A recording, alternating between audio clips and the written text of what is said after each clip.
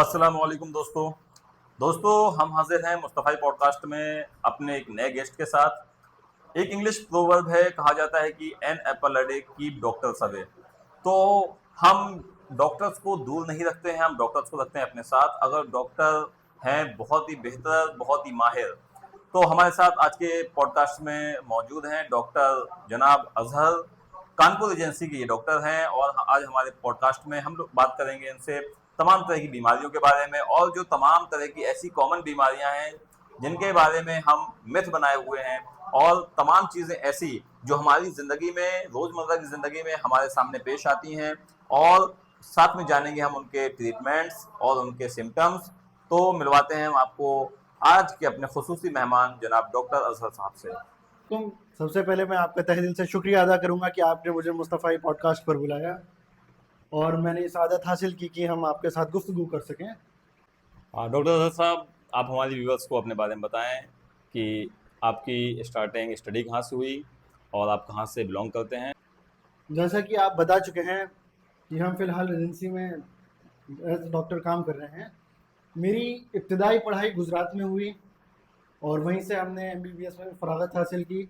उसके बाद फ़िलवक्त हम रेजिडेंसी में रेजिडेंट की तरह पल्मोनरी मेडिसिन में काम कर रहे हैं। डॉक्टर साहब, देखा गया है कि आजकल मेडिकल इन्फ्लेशन बहुत ज़्यादा हाई है, यानी कि बीमारियों का इलाज इतना ज़्यादा महंगा हो चुका है कि बड़ी बड़ी बीमारियों में इंसान के तमाम चीज़ें जो हैं वो भी बिक जाती हैं। तो इसकी क्या वजह है, क्यों इलाज इतना ज़्यादा महंगा हो चुका है कि एक आम आदमी की पहुंच से काफ़ी दूर होता हुआ दिखाई देता है। जी जी, आपका ये बहुत अच्छा सवाल है कि मेडिकल इन्फ्लेशन इतना बढ़ कैसे गया है। इसके अंदर कई चीज़ें हैं। दरअसल पहली और मोस्ट कॉमन चीज़ जो हम लोग एनकाउंटर करते हैं जी। वो ये है कि जो मरीज़ हमारे पास आते हैं, खासकर क्रिटिकल मरीज़, जी। जिन्हें ज़्यादा मेडिकल फैसिलिटीज़ की ज़रूरत है, जिन्हें ज़्यादा दवाओं की ज़रूरत है, जब उनका बैकग्राउंड देखते हैं तो अक्सर ये होता है कि कहीं ना कहीं वो अंडर प्रिविलेज्ड रहे, जी। कहीं ना कहीं उन्हें फाइनेंशियल कंस्ट्रेंट्स रहे जिसकी वजह से वो ठीक तरह से इलाज करा नहीं पाए जी। और बीमारी बढ़ती गई और इस हद पे आ गई कि उन्हें क्रिटिकल केयर की ज़रूरत पड़ती है। और जब क्रिटिकल केयर की ज़रूरत पड़ती है तो फिर इसका खर्चा महंगा हो जाता है। इसके कई रीज़न्स हैं। पहला रीज़न ये है कि जितने डिवाइसेस हमारे बन रहे हैं जी। वो बाहर से आते हैं। अच्छा। जब बाहर से आते हैं तो उन पे इम्पोर्ट ड्यूटीज़ वगैरह लगती हैं जिसके कारण ओवरऑल कॉस्ट जो है वो बढ़ जाती है। मिसाल के तौर पर वेंटिलेटर्स ले लीजिए। जी। अच्छा, एक और चीज़ है कि मेक इन इंडिया इनिशिएटिव के तहत जो इंडिया में मेडिकल डिवाइसेस बन रहे हैं, ये हमारी कमजोरी कहेंगे कि हम लोग इतना रिलाय नहीं करते हैं। जी। नहीं तो हम उस कॉस्ट की कटिंग भी कर सकते हैं थोड़ा बहुत, कि जो डिवाइस हमें बाहर 1 लाख का मिल रहा है अगर वो इंडिया में बन रहा है तो वो 50,000 तक का मिल जाता है। मगर हमारे पास उसकी रिलायबिलिटी नहीं है अभी कि वो कितना रिलायबल डिवाइस है, कितना उन पे रिसर्च किया गया है, कितने ज़्यादा लोगों में वो इस्तेमाल हुए हैं। इस जी। तरह की चीज़ें अभी हमारे पास, इस तरह के डेटा ठीक तरह से मौजूद नहीं है। मिसाल के तौर पर हमारे पास जो अभी एजेंसी में रोबोटिक सिस्टम लगा हुआ है जी। वो दाविंकी रोबोटिक सिस्टम है, अच्छा। जो कि बाहर से आया हुआ है। जी।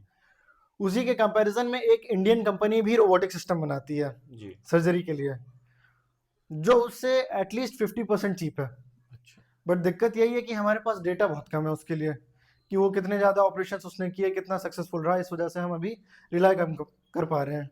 जी। पहली चीज़ ये हो जाती है। दूसरी चीज़ ये हो जाती है कि कुछ दवाएं जो हैं हम्म। उनका पेटेंट रहता है, जिसकी वजह से कोई और कंपनी वो चीज़ें, वो मॉलिक्यूल्स बना नहीं पाती।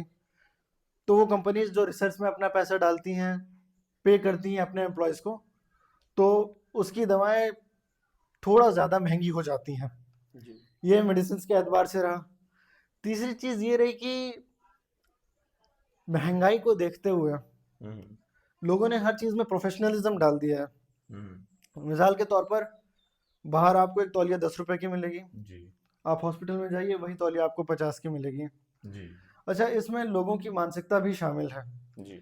इस 10 से 50 के बीच में जो है लोगों की मानसिकता आती है। मानसिकता ये आती है कि लोग एक्सपेक्ट करते हैं कि हम हॉस्पिटल नहीं होटल जा रहे हैं। हम्म। हम अक्सर कर जब अपने प्रीमियम पेशेंट्स देखते हैं, जो देखते हैं हमारे प्रीमियम वार्ड्स में है, डिलक्स रूम्स में है, इन सब में जो भर्ती पेशेंट्स हैं, they need a sea view, hmm. They need great windows, all accommodations like hotel. So कहीं ना कहीं ये चीज़ें जो है पैसा बढ़ा देती हैं, क्योंकि एक हॉस्पिटल मैनेजमेंट जब होटल मैनेजमेंट करता है तो उसके बीच में एडिशनल कॉस्ट बढ़ जाती है। जी। ये वजह रहती है मेडिकल फील्ड में ज़्यादा इन्फ्लेशन की। डॉक्टर साहब, आज के टाइम पे देखा गया है कि लोगों की जिस हिसाब से रूटीन चेंज हो रहे हैं, जीवन शैली और दिनचर्या ये सब चेंज हो रही है, तो साथ साथ गैस्ट्राइटिस की बहुत ज़्यादा प्रॉब्लम लोगों में बढ़ती जा रही है। तो इसके आप कुछ मेन रीजंस और साथ में इसका सॉल्यूशन ये हमारे लोगों को बताइए, व्यूवर्स को बताइए, जिससे वो इन सब चीज़ों से, परेशानियों से निजात पा सकें। जी। जी। पहली वजह ये है कि हमारा खान पान। आज के दौर में हम लोग ज़्यादातर घर में बनी हुई चीज़ें, दाल सब्जियां फल वगैरह नहीं खाते हैं। ज़्यादातर लोग कॉरपोरेट में जॉब कर रहे हैं, जी। बाहर जाते हैं, जहाँ ऑफिस है उसके बाजू में एक नुक्कड़ है, जी। वहीं पे चाय कॉफ़ी हो जाती है। थोड़ी दूर पे एक रेस्टोरेंट है, जी। वहाँ पे जाएंगे, वहाँ बर्गर खा लेंगे या फिर कोई भी जंक फूड खा लेंगे। तो हमारी फूड चेन पूरी बिगड़ी हुई है। पहली चीज़ ये है, जिसकी वजह से हम जितनी भी डेंस कैलोरीज लेते हैं जी। हमारे पेट को उसे पचाने में उतनी ही समस्या होती है। प्लस जो डेंस कैलोरीज हैं, मान लीजिए कि हम अगर 250 ग्राम चिकन लेते हैं, उसमें जितना कैलोरी होगा उतना ही सेम कैलोरी आपकी एक छोटी कटोरी चॉकलेट में होता है। अच्छा। जी। तो ये डेंस कैलोरी है। तो जब आप चॉकलेट खाते हैं तब भी आपको उतनी ही कैलोरी मिल रही है, और जब आप चिकन खा रहे हैं 250 ग्राम तब भी आपको उतनी ही कैलोरी मिल रही है।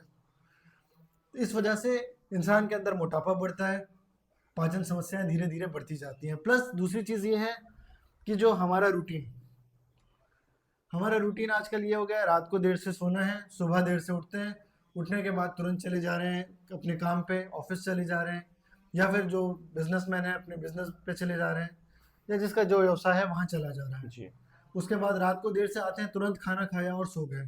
जी। तो जो हमारा फिजिकल एक्सरसाइज वाला पार्ट था वो बिल्कुल ख़त्म हो जाता है।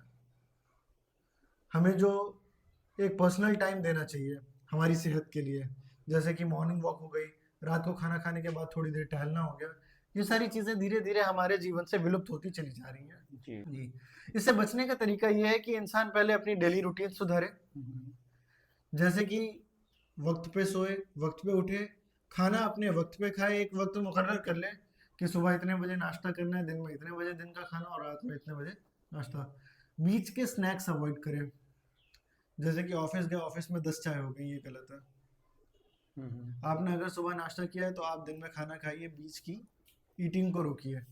बीच में आप चाहें तो एक ग्रीन टी ले सकते हैं, नॉर्मल पानी लीजिए, मगर कुछ ऐसी चीज़ मत लीजिए जिससे कैलोरी इंटेक ज़्यादा बढ़े। दूसरी चीज़ ये है कि अपनी पर्सनल हेल्थ का ख्याल रखें। एक वक्त बनाएं कि उस वक्त पे जिम जाएं या कोई भी फिजिकल एक्सरसाइज करें, रनिंग करें, जॉगिंग करें, या फिर स्विमिंग वगैरह, जिसका भी जो शौक रखते हो। खेलने का एक वक्त बनाएं। क्यों जी। जी। कहने को हम कह सकते हैं कि भाई हम ब्राउन राइस खा रहे हैं, हम वाइट राइस खा रहे हैं, हम ये खा रहे हैं, हम वो खा रहे हैं, हम फोर्टिफाइड राइस खा रहे हैं, मगर ये देखिए कि वो बन कैसे रहा है, हम्म। उसके बनने का तरीका क्या है। जी। हम जितने भी आजकल फूड्स यूज़ कर रहे हैं घर में, जैसे कि आप पिकल्स ला रहे हैं, पहले लोग बाग औरतें अचार घर में बनाती थी, अब आजकल मार्केट में अचार आता है। उसके बाद पापड़ घर में बनते थे, अब बाहर से चिप्स आते हैं, कुरकुरे आते हैं, और भी तमाम तरह की चीज़ें आती हैं। तो इन सब के अंदर प्रिजर्वेटिव्स होता है। जी। ये प्रिजर्वेटिव बेसिकली हमारी हेल्थ के लिए खतरा है। ये प्रिजर्वेटिव कार्सिनोजेनिक भी होते हैं, और जो हमारे पेट की वॉल है, जी। जो हमारे पेट की दीवार है, जिसे म्यूकोजा कहते हैं, जिसके अंदर से एसिड सिक्रीशन होता है जो कि पचाने में मदद करती है, कहीं ना कहीं उसके मेटाबॉलिज्म को भी हैम्पर करते हैं ये मॉलिक्यूल्स, जिसकी वजह से हमारे पाचन तंत्र खराब होता है और धीरे धीरे तमाम तरह की बीमारियां पैदा होती हैं। जी। जी। और इसके अंदर एक और चीज़ ये है कि नो डाउट मैं आयुर्वेदा को ये नहीं कहूँगा कि वो गलत चीज़ है, मगर आयुर्वेदा को खुद नहीं पता है कि उसकी दवाएं किस तरह काम कर रही हैं।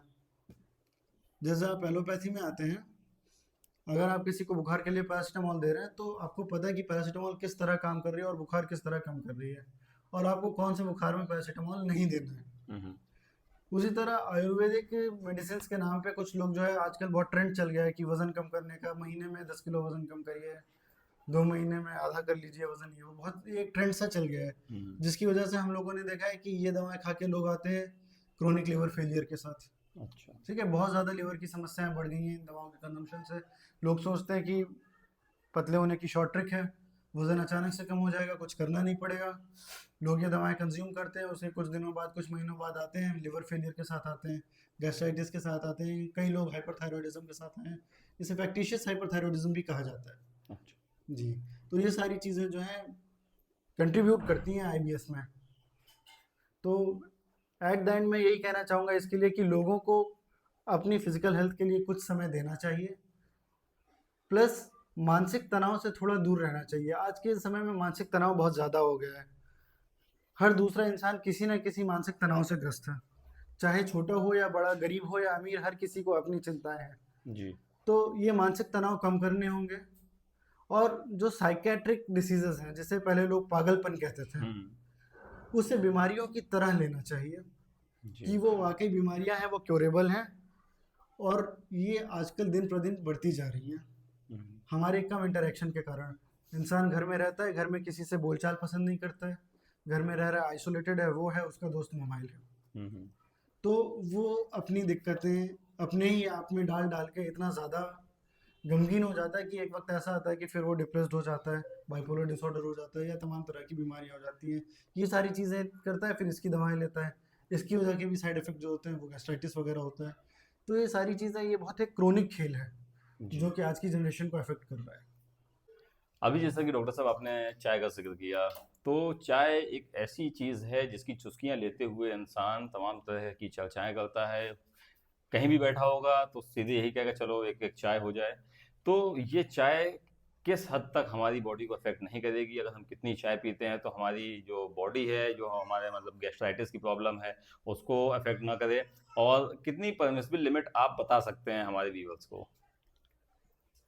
देखिए, चाय इंडिया में बहुत ही इजीली मिलने वाला पेय पदार्थ है। जी। हर गली के हर नुक्कड़ पे चाय बहुत इजीली मिल जाती है, इसलिए बिल्कुल। चाय पे चुस्की कॉमन है। जी बिल्कुल। अब ट्रेंड आ गया है कॉफ़ी पे चुस्की का, अमीर लोग कॉफ़ी पे चुस्की करते हैं। जी। तो चाय जो है उसके अंदर निकोटीन होती है, जो कि हमारे निकोटिनिक रिसेप्टर्स को स्टिमुलेट करती है, हमारे ब्रेन को थोड़ा एनर्जी देती है। एक ये भी वजह होती है कि इंसान का चाय पीने का मन करता है, जब जी वो थोड़ा बिल्कुल। लो फील कर रहा होता है, जब उसे थोड़ी एनर्जी चाहिए होती है, वो कहता है कि चलो एक एक चाय हो जाए। जी। मगर इस चाय के साथ केवल निकोटीन नहीं होती चाय पत्ती में, और भी चीज़ें होती हैं जो कि हमारे लिए नुकसानदेह भी होती हैं। जैसे कि आप बहुत ज़्यादा अगर चाय पीते हैं तो आपकी जो पेट है, पेट का जो एंट्रल वॉल्स हैं, वो धीरे धीरे इरोड होने लगती हैं, यानी कि गैस बनने लगती है। क्यों? क्योंकि चाय की वजह से जो चाय के अंदर केमिकल्स हैं चाय की पत्ती के, वो हमारी म्यूकोसा को ख़राब करने लगते हैं। ठीक है? अच्छा। तो इसलिए बहुत ज़्यादा चाय पीना भी सही नहीं है। जैसे अभी आपने इससे पहले जिक्र किया था गैस्ट्राइटिस का, जी। तो बहुत ज़्यादा चाय पीने से भी गैस्ट्राइटिस होती है। अच्छा। जी। तो मैं तो यही कहूँगा कि चाय अगर इंसान को लेनी है तो दिन में 2 कप ले ले बहुत है, जी। और 2 कप भी स्मॉल साइज कप होने चाहिए। अच्छा। ये अच्छा। नहीं कि वो फुल साइज एक कप ले 250 ml वाला, जी जी। इतनी चाय भी नहीं पीनी चाहिए। यानी 50 ml के शॉट चाय के ले सकते हैं? जी, 2 शॉट्स। 2 shots per day. जी। अच्छा अच्छा। अच्छा, जैसे ये भी देखा गया है आमतौर पे इंसान को अगर कभी गैस की प्रॉब्लम होती है तो वो सीधे वो गैस वाली गोली, जो एक कैप्सूल होता है जिसमें छन छन की आवाज़ आती है, ये जी, एक पहचान है उसकी कि छन छन वाला कैप्सूल। तो ये खाना कहाँ तक सही है कि लोग बाग बिना किसी से कंसल्ट किए उसको खा लेते हैं? देखिए हमारे यहाँ गैस की गोलियाँ जी चॉकलेट्स की तरह बिकती हैं मेडिकल स्टोर्स पे, जी। बिना किसी प्रेस्क्रिप्शन के, बहुत सस्ती मिलती है, कोई भी जाके खरीद लेता है, खा लेता है। हालांकि ऐसा नहीं करना चाहिए। जी जो बहुत कॉमन इस्तेमाल होती हैं, मिसाल के तौर पर पेंटोप्राजोल हो गई, ओमेप्राजोल हो गई, जी। ये सब अक्सर कर हम लोग देखते हैं ओपीडीज में कि पेशेंट आते हैं, खा रहे हैं, डॉक्टर साहब क्यों खा रहे हैं? गैस की तकलीफ होती है, रोज सुबह खाली पेट एक कैप्सूल ले लेते हैं। जी जी। ये बहुत ज़्यादा कैप्सूल्स लेना भी हानिकारक है। अच्छा।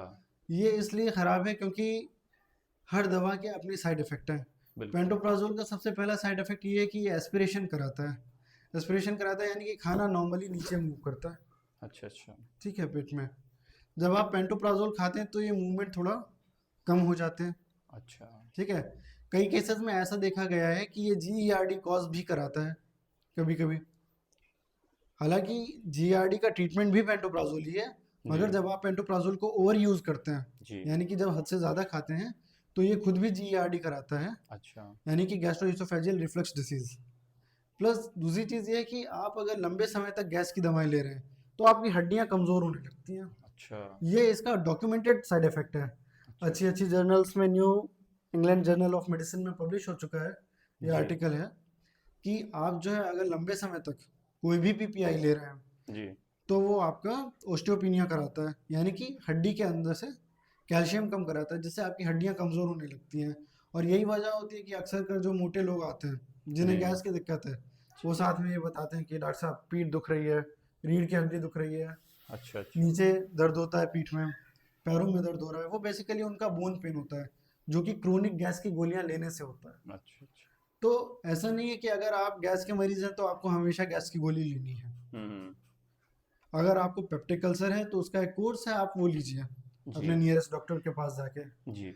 अगर आप क्रोनिक गैस्ट्राइटिस से पीड़ित हैं तो उसके लिए अलग चीज़ें हैं, मगर आप ये सोचें सोचली कि बस एक गैस की गोली, तो ये इसका हल नहीं है।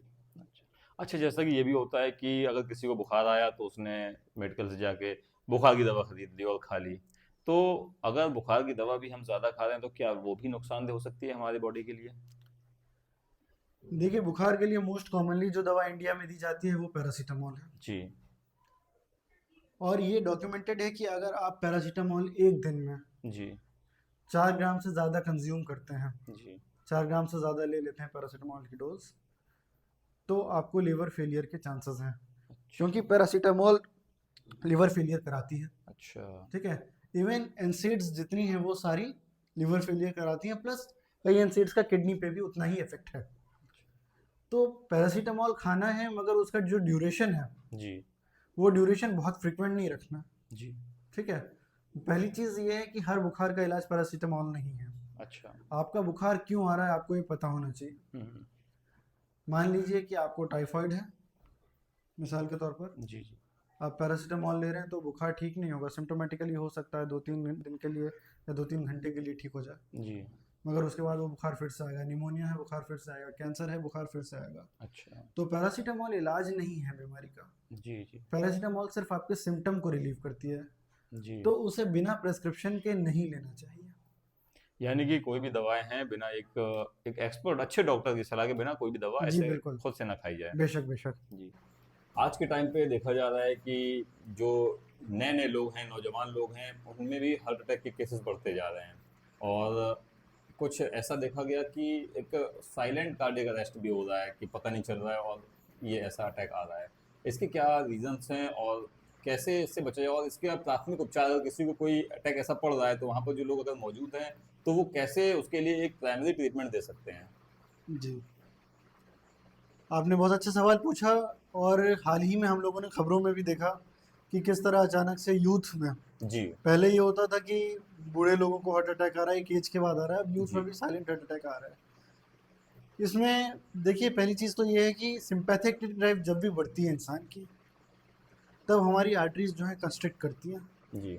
ठीक है, जिसकी वजह से बीपी बढ़ता है। मगर आर्टरीज कंस्ट्रिक्ट होने की दूसरी दिक्कत ये भी होती है कि आपका ब्लड फ्लो प्रॉपर नहीं होता है। अच्छा। ब्लड तेज तो जाता है, प्रेशर के साथ तो जाता है, जी। मगर जितना पर्याप्त ब्लड फ्लो चाहिए होता है जी। वो हमें नहीं मिल पाता। हम्म। तो हार्ट की अपनी आर्टरीज होती हैं जिन्हें कोरोनरी आर्टरी कहते हैं। जी।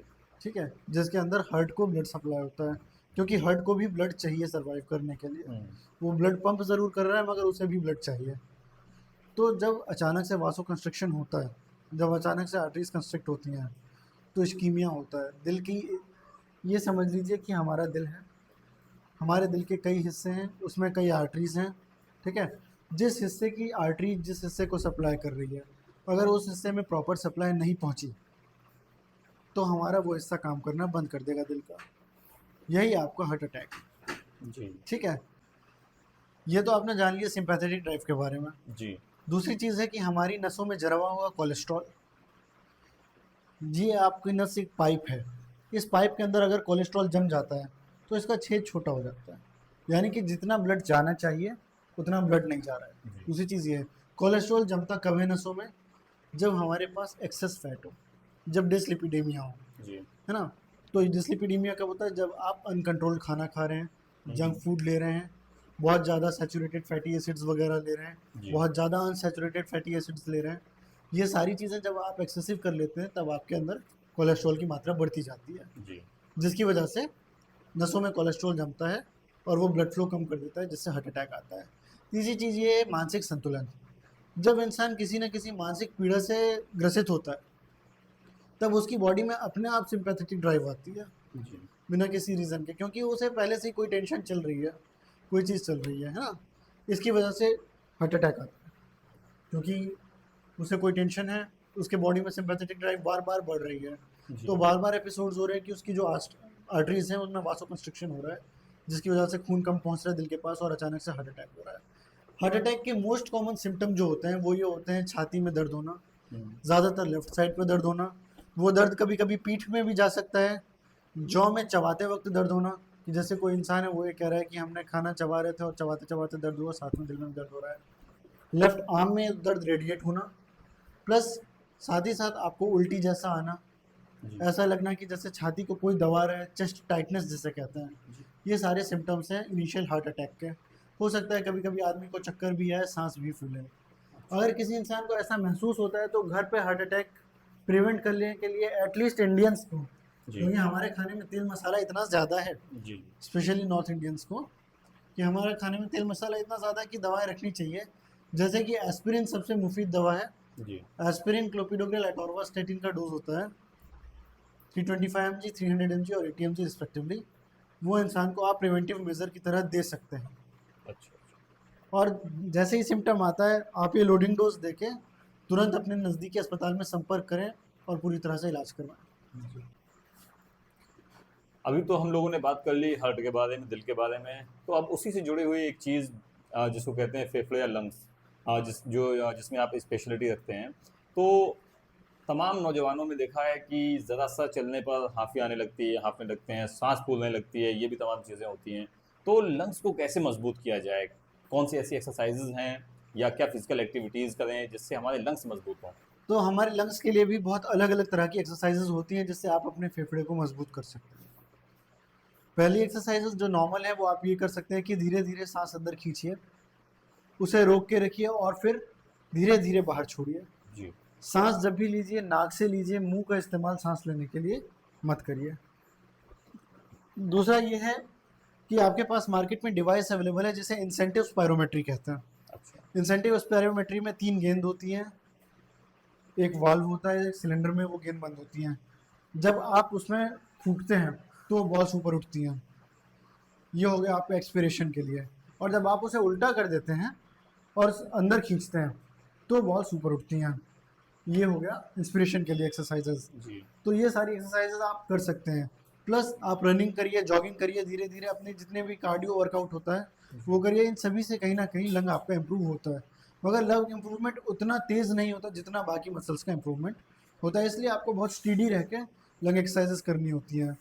प्लस लंग के अंदर कोई स्केलेटल मसल नहीं है, जी ठीक है, जो आपको कंट्रोल करे कि आपने वर्कआउट किया और आपकी मसल बन गई, स्ट्रेंथ आ गई। इस तरह का ऑर्गन नहीं है लंग। लंग के अंदर जो मसल्स हैं वो स्मूथ मसल्स हैं और फैटी मसल्स हैं। तो आपकी डाइट भी आपके लंग की हेल्थ को डिराइव करती है, कि अगर आप बहुत ज़्यादा तेल मसाला खा रहे हैं, ओबीज हैं, तो आपका जो लंग है आपके बॉडी के रेशियो में छोटा रह जाता है। अच्छा जो आपके लंग का नॉर्मल रेशियो होना चाहिए वो अगर आप बहुत ज़्यादा मोटे हैं तो छोटा रह जाता है। तो आपकी डाइट को भी आपको कंट्रोल करना पड़ेगा। जी जी, हाई प्रोटीन डाइट, थोड़ा सा उसके अंदर आप क्या कहते हैं फिश ऑयल वगैरह ऐड कर सकते हैं एक अच्छी लंग हेल्थ के लिए। आज के टाइम पे यूथ और तमाम यंगस्टर्स हैं जिनको स्मोकिंग का शौक है और उनको नशा भी है। जी तो ये तो एक एक्टिव स्मोकिंग हो गई कि सीधे सीधे वो इनहेल कर रहे हैं, और साथ में पैसिव स्मोकिंग जो उनके आसपास हैं, जो सिगरेट का जो भी धुआं है वो इनहेल कर रहे हैं। तो इससे लंग्स को कितना नुकसान पड़ता है पैसिव स्मोकिंग से? जी, ये आपका बहुत ही अच्छा सवाल है और ये बहुत कॉमन देखा जा रहा है यूथ में कि ये ज़्यादातर आजकल स्मोकिंग करते हैं कूल दिखने के लिए। जी जी बिल्कुल। और उसके साथ जो उनके दोस्त रहते हैं जो स्मोक नहीं करते हैं जी मगर वो धुआं इनहेल करते हैं, ठीक है।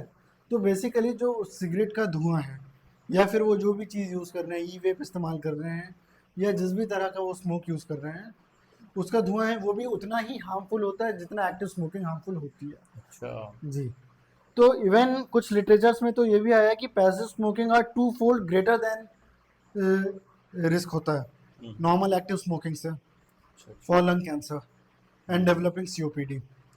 तो इसकी वजह से passive smoking is as harmful as active smoking.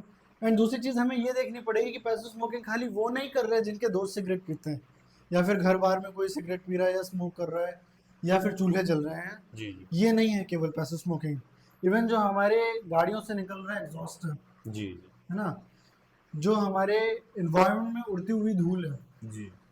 कहीं ना कहीं ये भी पैसिव स्मोकिंग में उतना ही रोल अदा कर रही है। अच्छा। तो इसीलिए बेटा ये है कि हम लोग ईवी व्हीकल्स प्रेफर करें जिससे एग्जॉस्ट कम निकले, हमारी एयर क्वालिटी इंडेक्स थोड़ी इंप्रूव हो, पेड़ लगाएं ज़्यादा से ज़्यादा ताकि हमें क्लियर ऑक्सीजन कम से कम मिल सके। और हम लोग आजू बाजू जितना कंस्ट्रक्शन वर्कर्स हैं वहाँ पे कंस्ट्रक्शन प्रोटोकॉल्स फॉलो करें। जैसे कि इंडिया में बहुत नॉर्मल है, ये देखा जाता है कि कोई भी कंस्ट्रक्शन प्रोटोकॉल फॉलो नहीं करता है। कंस्ट्रक्शन हो रहा है एक जगह पे, रोड टूटी हुई दूसरी भी होती है साथ में, तो ये चीज़ें नहीं होनी चाहिए। ये चीज़ उतनी ही ज़्यादा खतरनाक है। प्लस टॉक्सिक इनहेलेशन एक ऐसी चीज़ है जिसमें अगर आप पैसिव स्मोकिंग कर रहे हैं आप उससे बच नहीं सकते। एक्टिव स्मोकिंग वाला बंदा एक बार स्मोकिंग क्विट कर सकता है, जी मगर पैसिव स्मोकिंग एक ऐसी चीज़ है जिससे आप बच नहीं पाएंगे। आप अपना पीयर सर्कल बदल देंगे तब भी कहीं ना कहीं आप पैसिव स्मोक कर रहे होंगे। आजकल ये भी एक प्रॉब्लम आ रही है कि जैसे लोग सुबह उठते हैं, सोकर उठते हैं तो हाथों पैरों में झंझनाहट सी रहती है। ये तमाम लोगों का सवाल था कि ये झंझनाहट क्यों होती है, इसके क्या रीजंस हैं? तो देखिए उन लोगों को देखिए कि किन्हें झंझनाहट आ रही है, जी उनकी बॉडी बिल्ट कैसी है। जो ज़्यादा मोटे लोग हैं, जो मोटापे का शिकार हैं, या जिन्हें रात में खर्राटे ज़्यादा आते हैं, या जो डायबिटिक हैं, उन लोगों में ज़्यादा खतरा होता है झंझनाहट का, कि हाथों पैरों में झंझनाहट आ रही है, जिसे हम लोग न्यूरोपैथी भी कहते हैं। तो ये ज़्यादातर उन लोगों में मिलती है जो बहुत मोटे हैं, जिन्हें खर्राटे आ रहे हैं, जिन्हें डायबिटीज़ है। ये इस वजह से होता है क्योंकि डायबिटीज़ में तो क्या होता है कि जो आपकी नसें हैं, मैंने आपको शुरुआत में बताया कि हर आज़ा को खून चाहिए होता है और खून नसें पहुंचाती हैं। जी तो जो डायबिटीज़ में हमारी खून पहुंचाने वाली नसें हैं, जो हमारी नर्व्स को खून पहुंचाती हैं, वो नसें धीरे धीरे कमज़ोर होने लगती हैं और इस हद तक कमज़ोर होती हैं कि खून ठीक से नहीं पहुंचता। इस वजह से डायबिटीज़ में न्यूरोपैथी हो जाती है, यानी ये झंझनाहट की समस्या शुरू हो जाती है। तो केवल झंझनाहट के लिए जो आमतौर पर किया जाता है, जैसे लोग विटामिन सप्लीमेंटेशन करते हैं, ये वो, इससे डायबिटिक रेटिनोपैथी कंट्रोल नहीं होती। ठीक है, डायबिटिक न्यूरोपैथी सिर्फ विटामिन बी के सप्लीमेंटेशन से कंट्रोल नहीं होती। उसके लिए आपको डायबिटीज़ का निवारण करना होगा, उसका इलाज करना होगा प्रॉपरली। और देखिए कि झंझनाहट का दूसरा कारण क्या है। अगर मोटापा कारण है तो मोटापा कम करना है। अगर किसी को खर्राटे आ रहे हैं तो उसके खर्राटे आपको बंद करने होंगे। ये बहुत ज़्यादा देखा गया है कि हर किसी को खर्राटे आते हैं और लोग कहते हैं कि खर्राटे आ रहे हैं, बहुत अच्छी नींद है इसकी। तो ऐसा बिल्कुल नहीं है। खर्राटे अपने आप में एक बीमारी है। खर्राटे जब मोटापे के साथ मिल जाते हैं तो ये एक बहुत खतरनाक कॉम्बिनेशन बन जाता है जिससे इंसान की मौत तक हो सकती है। ओहो इसे ओएसए कहा जाता है, ऑब्स्ट्रक्टिव स्लीप एपनिया, अच्छा जिसमें इंसान को खर्राटे ज़्यादा आते हैं। खर्राटे ज़्यादा आने की वजह से क्या होता है कि आपको बीपी का शिकार होते हैं, और यही एक ऐसा कॉज है बीपी का जो सही किया जा सकता है। अच्छा अच्छा अगर आपको इडियोपैथिक हाइपरटेंशन है, बहुत कम चांसेस है कि आपका हाइपरटेंशन क्योर हो पाए। हाइपरटेंशन किडनी की वजह से बहुत कम चांसेस है कि आपका हाइपरटेंशन क्योर हो। मगर अगर आपको हाइपरटेंशन ओएसए की वजह से, खर्राटों की वजह से, तो देयर इज 100% क्योर रेट अगर आप ओएसए को कंट्रोल करते हैं, उन खर्राटों को कंट्रोल करते हैं। जब आपके पास खर्राटे आते हैं तो ये एक बहुत कॉम्प्लेक्स मैकेनिज्म है। खर्राटे आते हैं, आपका सांस लेना बंद हो जाता है। सांस लेना बंद होता है, थोड़ी देर के लिए दिमाग मिसफायर करता है, सिंपैथेटिक टोन बढ़ती है, जिसकी वजह से जो हमारा हाइपरटेंशन होता है, अचानक से बीपी बढ़ता है। पेशेंट अक्सर रात में कंप्लेन करता है कि कई बार पेशाब करने के लिए उठने जाना पड़ रहा है। प्लस साथ में उसकी वाइफ कंप्लेन करती है कि अचानक से चौंक चौंक जाते हैं, या फिर रात में सांस लेने के लिए उठना पड़ता है। जी ये सारी चीज़ें जब बहुत ज़्यादा बार होती हैं तो हाइपरटेंशन, हमने आपको इससे पहले भी बताया, होता क्यों है, क्योंकि जो हमारी नसें हैं उनका वासो कंस्ट्रिक्शन होता है, वो सिकुड़ जाती हैं बेसिकली, है ना। तो जब बार बार सिंपैथेटिक ड्राइव बढ़ती है तो नसें सिकुड़ती हैं, जिसकी वजह से हमारी जो नर्व्स हैं उनमें भी ब्लड सप्लाई कम हो जाती है और झंझनाहट महसूस होने लगती है। तो बेसिकली हमें किसी भी झंझनाहट का क्योर नहीं करना है, झंझनाहट किस वजह से हो रही है इसका क्योर करना है। हमें सिम्टम ट्रीट नहीं करना है, हमें डिसीज़ को ट्रीट करना है। कॉमन चीज़ देखी गई है कि रात में कभी-कभी ऐसा होता है कि इंसान सो रहा है और उसको ऐसा लगता है कि वो एकदम गिरने वाला है और वो चिल्लाने की कोशिश करता है, चिल्ला नहीं पाता है, आवाज़ नहीं निकलती है, जिसको स्लीप पैरालिसिस या चपे में दबना भी आम बोलचाल में बोला जाता है। तो इसके क्या रीज़न्स होते हैं कि ऐसी सिचुएशन क्यों बन जाती है रात में अचानक सोते हुए? आप बेसिकली नींद के बारे में सवाल कर रहे हैं मुझसे, जी, तो जी। आपको पहले ये जानना पड़ेगा कि नींद कितने तरह की होती है। दरअसल हम सब जब रात में सोते हैं हम सब पैरालाइज्ड होते हैं। अच्छा। जी, बस ये है कि वो पैरालिसिस किसी को एक्सटेंट में ज़्यादा हो जाता है। तो जो हमारी नींद है वो दो हिस्सों में मोटी मोटी बांटी जाती है, NREM स्लीप और REM sleep, non rapid eye movement sleep और रैपिड आई मूवमेंट स्लीप। तो जो REM स्लीप का एक मेजर हिस्सा होता है रैपिड आई मूवमेंट स्लीप का, उसमें हमारी बॉडी पैरालाइज्ड होती है। अच्छा, अच्छा। जब वही हिस्सा ज़्यादा एक्सटेंड हो जाता है जी। तो इसे स्लीपिंग पैरालिसिस कहा जाता है। अच्छा, अच्छा। REM के भी कई फेज, दो फेज होते हैं, टोनिक फेज होता है और एक फेजिक फेज होता है। तो जब टोनिक फेज जो होता है वो बहुत ज़्यादा प्रोलॉन्ग हो जाता है किसी भी वजह से, जी। ठीक है, तो उसे स्लीपिंग पैरालिसिस कहा जाता है। ये एक नॉर्मल फिनोमेनन है नींद का, अच्छा, नींद के फ्रैगमेंट्स का। तो इसमें यह है कि आप नींद के उस टिपिकल फ्रैगमेंट में ट्रैप हो जाते हैं, जी। जिसकी वजह से आपको स्लीपिंग पैरालिसिस होता है। तो इसको कोई एक बीमारी ना माना जाए। नहीं, देखिए, हर वो चीज़ जो नॉर्मल से ज़्यादा हो रही है वो बीमारी है। अच्छा, अच्छा। इसे बीमारी माना जाना चाहिए और इसका एडिक्वेट इलाज भी होना चाहिए। अच्छा, अच्छा। साथ-साथ इसके ये भी देखा गया है कि आजकल लोगों को नींद का कम आना जी या रात में नींद ना आना, ये भी एक बहुत बड़ी प्रॉब्लम है जिससे लोग बाग ये प्रॉब्लम का सामना कर रहे हैं। तो जी। इसकी क्या वजह है और कैसे इन वजहों को दूर किया जाए कि इंसान को नींद प्रॉपर अच्छे तरीके से आए? नींद ना आने की सबसे बड़ी वजह ये है कि हम नींद का कोई टाइम नहीं रखते हैं। हमें एक शेड्यूल बनाना चाहिए कि हमें रात में इतने बजे सोना है, इतने बजे उठना है। एक औसत अच्छी नींद 8 घंटे की होती है, जैसे कि 10 बजे से लेकर 6 बजे तक। उस शेड्यूल को आप अपने हिसाब से आगे पीछे कर सकते हैं, मगर एक 8 घंटे की नींद आम इंसान के लिए बहुत ज़रूरी है। अब आपने जो बात की उसके लिए मैं गौर करता हूँ, स्लीप हाइजीन के ऊपर थोड़ा सा फोकस करना चाहिए। स्लीप हाइजीन बेसिकली उस चीज़ को कहते हैं कि हम क्या क्या करें जिससे हमारी नींद बेहतर हो। तो पहली चीज़ ये है कि हमें अपनी स्लीप हाइजीन इम्प्रूव करने के लिए जहाँ हम सोएं वहाँ लाइट ना हो। कुदरत ने, अल्लाह ने रात बनाई सोने के लिए और दिन बनाया जाग के काम करने के लिए। आप देखें, रात में अल्लाह ताला अंधेरा फरमा देता है। बिल्कुल। यही चीज़ मेडिकल साइंस भी कहता है कि जब आप सोने जाएं तो जिस जगह सोने जाएं वहाँ अंधेरा होना चाहिए। रात ठंडी होती है नेचुरल। जी। उसी तरह जब आप सोने जा रहे हैं तो वो जगह थोड़ी ठंडी होनी चाहिए, वो जगह में बहुत ज़्यादा गर्मी नहीं होनी चाहिए। रात शांत होती है। जी। उसी तरह आप जहाँ सोते हैं उस जगह का शांत होना ज़रूरी है। ये है कि रात को सोने से कम 6 घंटा पहले चाय, कॉफ़ी या कोई भी कैफिनेटेड ड्रिंक नहीं लेनी चाहिए। कोल्ड ड्रिंक्स वगैरह भी अवॉइड करनी चाहिए। अल्कोहल, बियर नहीं लेना चाहिए रात को सोने से पहले। सोने से 4 घंटा पहले आपको एक्सरसाइज नहीं करनी है। और आजकल जो एक चीज़ बहुत आम है कि सोने के पहले इंसान क्या करता है, मोबाइल लेता है, देखता है, देखते देखते सो जाता है। ये जी। टोटली गलत प्रैक्टिस है। अच्छा। तो हमें रात को सोने से कम 1 से 2 घंटा पहले ब्लू स्क्रीन अवॉइड करनी चाहिए ताकि हमें नींद अच्छी है। प्लस जो हमारा नींद का हार्मोन है जिसे हम लोग मेलाटोनिन कहते हैं, जी। नींद का हार्मोन ज़्यादा एक्टिव होता है अंधेरे में। तो अगर आप ब्लू स्क्रीन देखते रहेंगे और तुरंत सोने की कोशिश करेंगे तो आपकी आंखों को तो अंधेरा मिला ही नहीं, तो इतने अच्छे से काम करेगा नहीं। और यही वजह है कि अंधेरे में सोने को मैंने आपको बताया हुँ। कि जिस जगह आप सोएं उस जी। जगह थोड़ा अंधेरा हो, ताकि मेलाटोनिन अपना प्रॉपर वर्क कर सके और आपको एक अच्छी और बेहतरीन नींद आए। का बहुत अहम सवाल जो मुझे लगता है कि जब भी कुछ अच्छा होता है तो हम लोग कहते हैं कुछ मीठा हो जाए, कुछ खुशियाँ होती हैं कुछ मीठा हो जाए, फ़ौरन मिठाई आती है, मिठाई बाँटना शुरू कर देते हैं, हम एक दूसरे को मिठाई खिलाकर खुशियाँ मनाना शुरू कर देते हैं। तो मीठा कितना खाना चाहिए? और हमें जैसा कि पता है आप भी मीठा खाने के बहुत ही बड़े शौकीन हैं। तो एक इंसान को अपनी जिंदगी में कितना मीठा खाना चाहिए, जिंदगी में कितनी मिठास रखनी चाहिए और उसके जो मीठा खाने के शौक हैं वो भी पूरे होते रहे? देखिए, जो आपने सवाल पूछा, जिस तरह मैं भी मिठाई खाने का शौकीन हूँ, तो इसके लिए मेरा जवाब दे पाना काफ़ी कठिन है। मगर हाँ, ये ज़रूर कह सकते हैं कि ऐसी कोई लिमिट नहीं है। जी जी। आप अनलिमिटेड मीठा खाइए, कोई दिक्कत नहीं है, बशर्ते आपकी कैलोरीज़। हर चीज़ जो है आपकी कैलोरीज़ काउंट करती हैं कि आप दिन में जितनी कैलोरी खा रहे हैं, उतनी कैलोरीज़ आपको बर्न करनी है साथ में।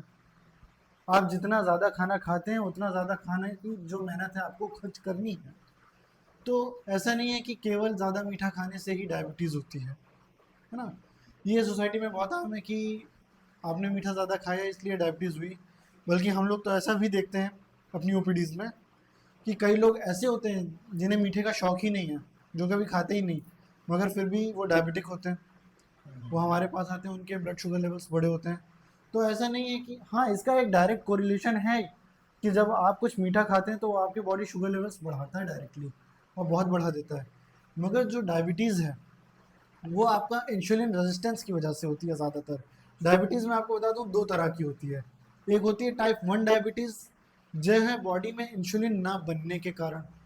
दूसरी होती है टाइप 2 डायबिटीज़, जो है बॉडी में इंसुलिन तो बन रहा है मगर उसका रेजिस्टेंस आ गया। यानी कि आपकी बॉडी में इंसुलिन है पर्याप्त मात्रा में, मगर रेजिस्टेंस आ गया, इस वजह से हमारी बॉडी शुगर लेवल्स जो हैं वो कंट्रोल में नहीं है। इस वजह से डायबिटीज़ हो रही है। तो डायबिटीज़ बेसिकली इंसुलिन मेटाबॉलिज्म पे है कि आपका कितना ज़्यादा मेटाबॉलिज्म हो रहा है। तो आपको ये मेटाबॉलिज्म कंट्रोल करना पड़ेगा। इसका तरीका ये होता है कि आपको फ्रीक्वेंट ईटिंग से बचना है, ताकि शरीर में लगातार इंसुलिन स्पाइक्स ना आए। क्योंकि अगर शरीर में लगातार इंसुलिन स्पाइक्स आती हैं, आप लगातार थोड़ी थोड़ी देर में कुछ ना कुछ खाएंगे, तो होगा क्या, धीरे धीरे इंसुलिन रेजिस्टेंस होगा। बार बार जब आप कुछ खाएंगे इंसुलिन सर्ज बढ़ेगा, फिर कुछ खाया फिर इंसुलिन सर्ज बढ़ा, तो धीरे धीरे जब सर्ज बढ़ने लगेगा, तो जिस तरह एक बच्चा है, आप उसे एक दिन मारेंगे उसे दर्द होगा, 2 दिन मारेंगे दर्द होगा, 10 दिन मारेंगे वो दर्द होना बंद हो जाएगा। इसी तरह जब इंसुलिन सर्ज हमेशा हाई रहेगा बॉडी में, तो इंसुलिन रेजिस्टेंस डेवलप हो जाएगा। तो प्रॉब्लम मीठा नहीं है, प्रॉब्लम है आपका खाने का पैटर्न, कि आप उसे किस तरह खा रहे हैं। आप मीठा खाने का शौक रखते हैं, आप खाने के साथ थोड़ा सा खा लीजिए। आप बहुत ज़्यादा शौकीन हैं, आप फ्रिक्वेंटली मीठा लेना चाहते हैं, मील्स के साथ लीजिए, मील्स के साथ 3 टाइम लीजिए। जितना ले रहे हैं उस हिसाब से वर्कआउट करिए, क्योंकि जो हमारे पास हमारी मसल्स में ग्लूकोज अपटेक रिसेप्टर्स हैं, हमारे जो ग्लूकोज अपटेक रिसेप्टर्स हैं वो एक्सरसाइज से एक्टिवेट होते हैं। इसी वजह से डायबिटीज़ पेशेंट्स को कहा जाता है कि इतना पैदल चलो, इतनी एक्सरसाइज करो तो तुम्हारा शुगर लेवल कंट्रोल में रहे। जी। क्योंकि हमारे मसल्स में बहुत अच्छा मैकेनिज्म है कि जो एक्सरसाइज है वो हमारे ग्लूकोज लेवल्स को कंट्रोल में रखती है। अच्छा अच्छा। जिसकी वजह से हमारी होता क्या है, हम एक्सरसाइज करते हैं, मसल्स एनर्जी खर्चा करती हैं, ग्लूकोज आता है। जब हम एक्सरसाइज करते हैं ग्लूकोज आता है, वो मसल्स को वापस से ग्लूकोज जाता है, और फिर मसल उससे एटीपी सिंथेसिस करती हैं और अपने आप की रिकवरी करती हैं। तो एक बहुत अच्छा मैकेनिज्म होता है। तो कितना खाना है इसकी कोई कट ऑफ लिमिट नहीं है, जी। मगर पैटर्न ज़रूर है कि आपको फ्रिक्वेंटली नहीं खाना है कि हर आधे 1 घंटे में आप कुछ ना कुछ मीठा लेते रह रहे हैं, या फिर आप बहुत फ्रिक्वेंट मीठा ले रहे हैं। मीठा ही नहीं, आप कोई भी मील फ्रिक्वेंट ले रहे हैं, आप डायबिटिक हो जाएंगे। अगर आप बहुत फ्रिक्वेंटली खाना खा रहे हैं तभी आप डायबिटिक हो सकते हैं। और यही वजह है कि फ्रिक्वेंटली खाना खाने से वेट ज़्यादा बढ़ता है, क्योंकि आप जितना फ्रिक्वेंट खाना खाएंगे उतना ज़्यादा इंसुलिन सर्ज होगा, उतना ज़्यादा ग्लूकोज बॉडी में रहेगा, धीरे धीरे वेट बढ़ने लगेगा, फैट टिश्यू बढ़ेगा। तमाम लोगों को देखा गया है कि वो गुटखा या तंबाकू इसका सेवन नहीं करते हैं, ये भी इस्तेमाल नहीं करते हैं, और फिर भी उनमें कैंसर के लक्षण पाए जाते हैं और बॉडी के तमाम जो अज़ा हैं उनमें भी कैंसर के सिम्टम्स लोगों को मिल जाते हैं। तो इसकी क्या वजूहात हैं?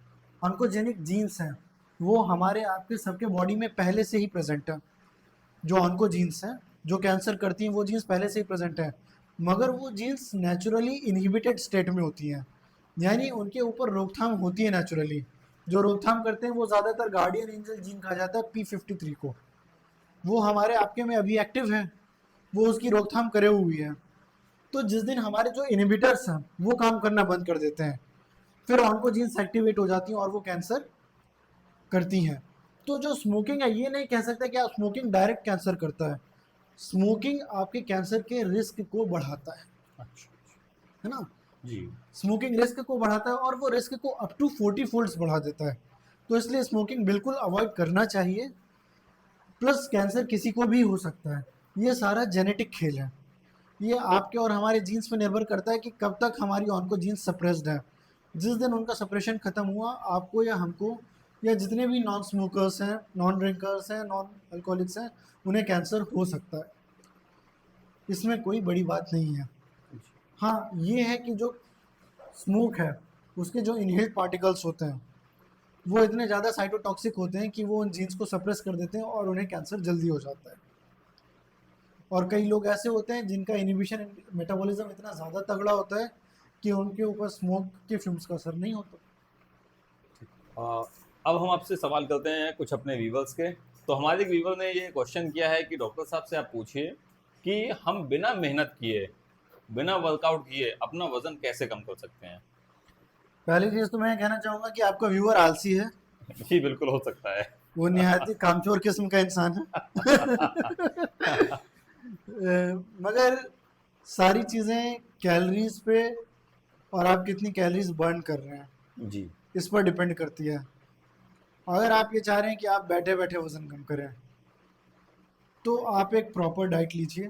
जी। आप कैलकुलेट करिए कि आप दिन भर में कितनी कैलोरीज खर्च करते हैं। जी। उस कैलोरीज से 25% कम कैलोरीज की डाइट लीजिए। अच्छा। कैलोरी डेफिसिट में रखिए अपने आप को। जी। इस हिसाब से आप अपना वजन बिना किसी एक्सरसाइज के भी कम कर सकते हैं। अच्छा अच्छा। तो कोई एक ऐसा डाइट चार्ट हमारे व्यूवर के लिए कि जिससे वो अपना वजन कम कर ले। उसके लिए सुबह का नाश्ता कैसा हो, उसका खाना कैसा हो, रात का खाना कैसा हो। देखिए, डाइट चार्ट बनाना बहुत कॉम्प्लेक्स प्रोसीजर है। जी। इसके लिए आदमी को उस इंसान का वजन, हाइट, प्रीवियस बीमारियां, करंट मेडिकल रिकॉर्ड सब कुछ नज़र में लेना पड़ता है।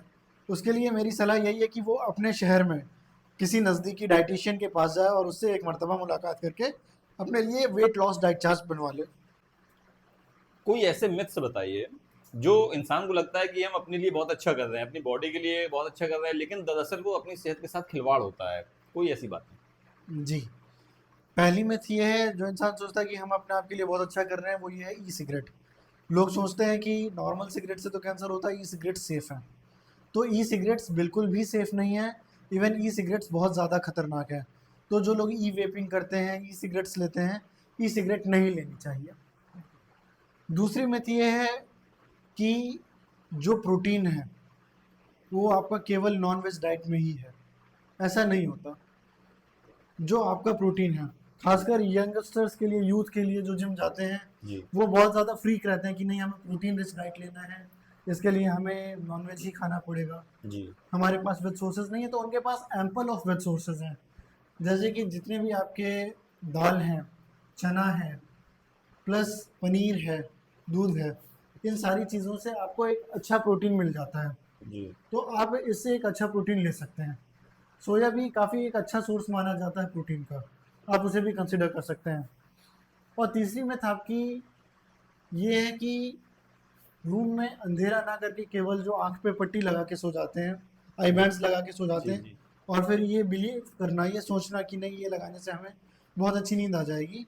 तो ये सरासर गलत फहमी है। क्योंकि आप आंख पे पट्टी लगाने से केवल आंख बंद कर सकते हैं, अपने आसपास का एटमॉस्फेयर चेंज नहीं कर सकते आप। जी। जब तक आप एटमॉस्फेयर चेंज नहीं करेंगे तब तक चीज़ें नहीं होंगी। तो उसके लिए आपको एटमॉस्फेयर बदलना पड़ेगा। आजकल एक ड्रिंक चल रही है जिसको स्टिंग बोलते हैं।